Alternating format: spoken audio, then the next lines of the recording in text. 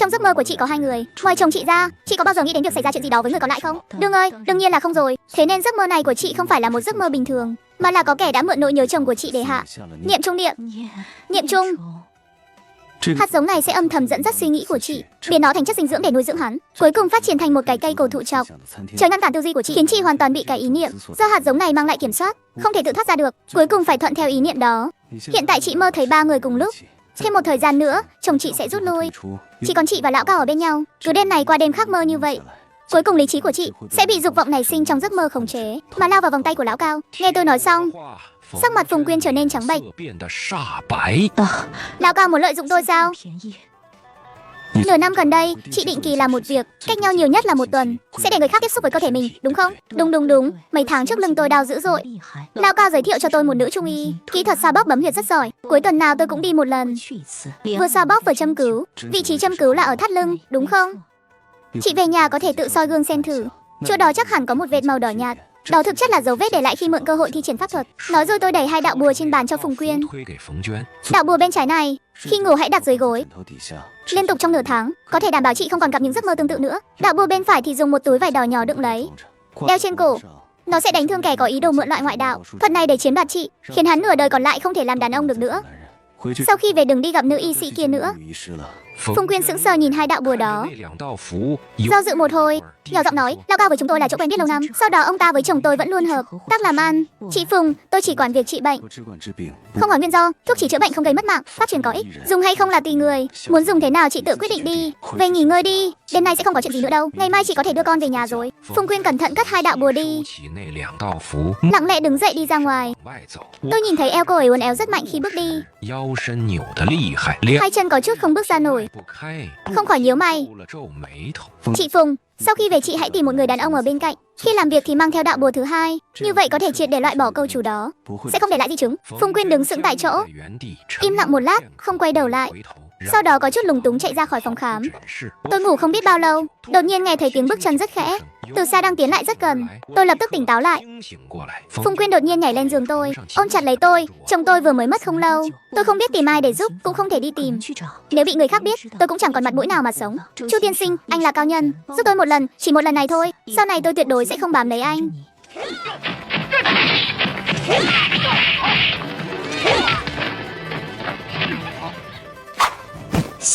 Cảm ơn anh. Sau khi trút bỏ hết nỗi lòng, Phùng Quyên không ở lại trên giường tôi qua đêm, lại lặng lẽ rời đi giống như lúc đến vậy. Thậm chí còn rất tâm lý khép cửa lại thật kỹ. Phùng Quyên hoàn toàn khác với Diệu tỷ. Diệu tỷ mạnh mẽ như một con báo, cả người không có một chút mỡ thừa nào, còn cơ thể của Phùng Quyên lại mềm mại như khối bột vậy. Diệu tỷ nói dưới chữ sắc là một con dao, dù trên đầu chữ sắc đều là dao. Phùng Quyên và Diệu tỷ cũng là hai con dao hoàn toàn khác biệt. Trời sáng, Phùng Quyên dẫn theo đứa trẻ vội vàng rời đi. Không lâu sau có một gia đình 3 người tìm đến. Chu tiên sinh, con nhà tôi cứ chạm vào là đau khắp người. Việc này phải làm sao đây? Tôi bắt mạch xem lòng bàn tay đều không có vấn đề gì. Bảo đứa trẻ vén áo lên xem thử. Lưng không đỏ không sưng, không có vân lạ. Tôi nhìn kỹ quanh mắt đứa trẻ rồi đưa tay ấn nhẹ một cái lên lưng nó. Đứa trẻ liền la ỏi ỏi, ái chà, đau. Giống như có kim châm ấy, cha mẹ ở đâu quá. Hai vợ chồng đó đều xót con vô cùng.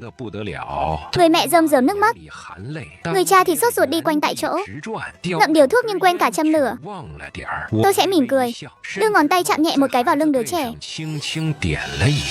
Đứa trẻ vốn định há miệng kêu đau tiếc, nhưng chưa kịp kêu thì mắt đột nhiên trợn ngược, hét lên một tiếng oái. Cả người nhảy dựng lên khỏi ghế, nước mắt lập tức trào ra, khóc nức nở. Tôi cười nói, đây mới thực sự sự là phản ứng bình thường, cháu đang lừa cha mẹ cháu đấy. Nói rồi tôi giơ tay lên, trong tay xuất hiện một cây kim mảnh. Không làm nữa đâu. Cháu chỉ là không muốn đi học nên mới nói dối thôi. Hai vợ chồng vừa rồi còn lo sốt vó, ngay lập tức nổi trận lôi đình, để cậu con trai ra định cho một trận đòn tơi bời. Hai vị muốn giáo dục con cái thì về nhà giáo dục đi, ở đây không tiện, và lại trước khi đánh cũng phải biết nguyên nhân chứ. Hai người lúc này mới tạm tha cho con trai, liên tục nói lời cảm ơn tôi, lại định rút tiền ra biếu, nhưng tiền này tôi không nhận.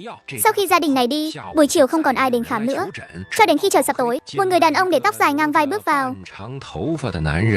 mặc một chiếc quần jean. Trời lạnh thế này mà chỉ mặc mặc một chiếc sơ mi mỏng. Cổ áo mở rộng lộ ra hình xăm đầu hổ hung tợn trên ngực. Mày biết chữa bệnh ngoại đạo đúng không? Mấy ngày nay tao thấy không được khỏe. Qua đây xem cho tao xem nào. Tôi nhìn gã vài cái, mỉm cười hỏi, muốn phô trương sao? Gã tóc dài đến để dò xét tôi, trên mặt hiện ra vẻ kinh ngạc. Rõ ràng là không ngờ vừa mới bước vào cửa đã bị tôi trực tiếp vạch trần thân phận. Nhưng gã lập tức khôi phục lại bình thường. Ha ha ha. Được thôi, người thông minh không nói lời mờ ám. Hôm qua mày đã làm bị thương Tiểu Đinh gia và anh em của tao.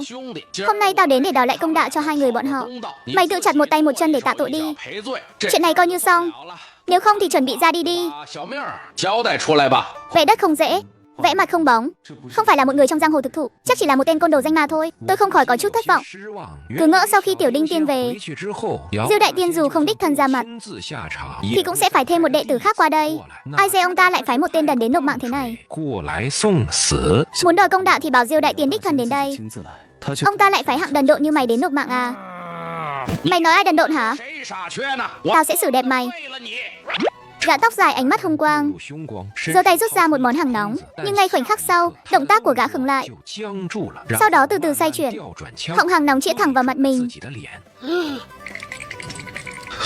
Pháp thuật. Mày biết pháp thuật sao? Bước vào cửa của tôi mà còn muốn xưng anh gọi chú trước mặt tôi sao? Lúc Diêu đại tiên bảo mày đến, chẳng lẽ không nói cho mày biết tôi là hạng người nào sao? Tôi xoay người ngồi dậy, đẩy cửa sổ bên cạnh ra nhìn, tay bẻ một thanh băng dài rồi mái hiên, hai tay vê một cái trên thanh băng. Thanh băng to bằng đầu ngón tay biến thành một cây kim bằng băng dài và mảnh như kim khâu. Đây là thuật khổng lỗ trong 36 thuật ngoại đạo.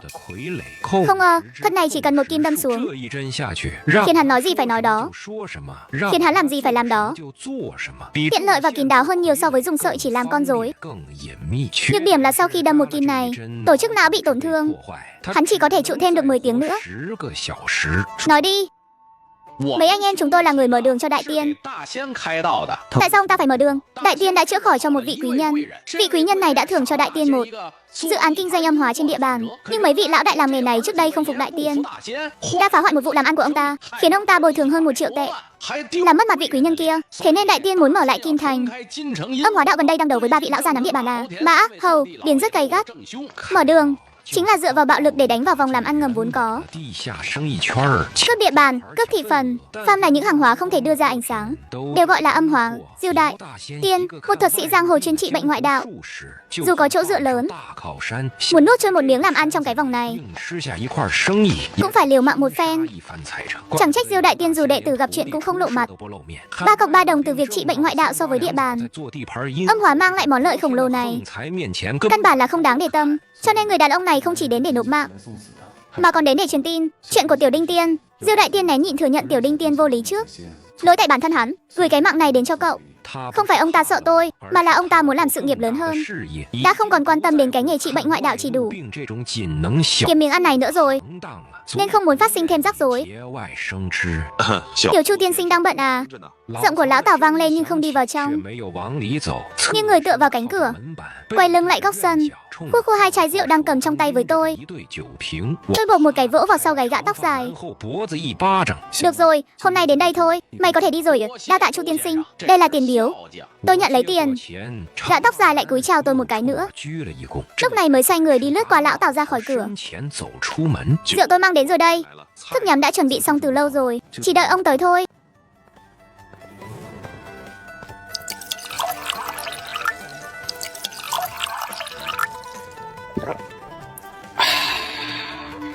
Rượu ngon, rượu là rượu ngon.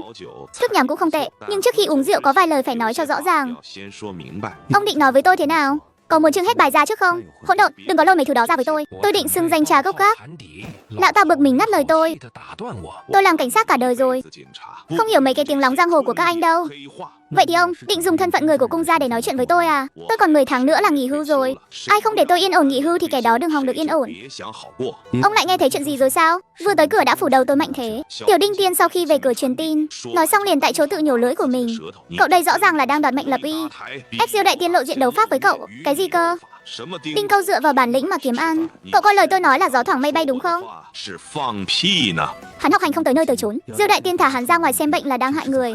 Đệ tử của Diêu đại tiên mất mạng, làm hỏng danh tiếng của cả cái nghề này của chúng tôi. Tôi chỉ điểm hắn tại chỗ, hắn lại chấp mê bất ngộ, thu lại giọng nói của hắn để Diêu đại tiên dạy dỗ lại hắn. Đây là quy củ trong nghề, Diêu đại tiên không đời nào không hiểu, trước mặt người thực thụ không nói lời giả dối. Thủ đoạn này là bài bản của trưởng lão tiên năm đó. Lập đài nhỏ để vang danh, đấu pháp lớn để đứng đâu.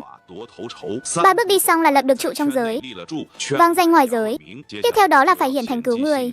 Làm thần tiên, phải dùng không biết bao nhiêu tài sản và tính mạng của người khác để làm vụ làm ăn lớn của cậu. Cậu chẳng phải cũng muốn lập trụ ở kinh thành, đào bới thêm một lớp địa bàn hay sao? Chu Thành tôi là một tiên sinh âm mạch chính tông, truyền thừa đến kinh thành tuy là để lập trụ, nhưng chỉ dựa vào bản lĩnh của mình để trị bệnh cứu người. Vang danh hiểm hách cũng chỉ để người ta tin tưởng, tuyệt đối không làm thần tiên hay thu đệ tử. Lời này tôi đặt ở đây, nếu có ngày tôi nuốt lời thì hãy để ông dùng chỗ rượu này mà đòi lại. Với bản lĩnh của ông, chỉ cần muốn đòi thì dễ như trở bàn tay.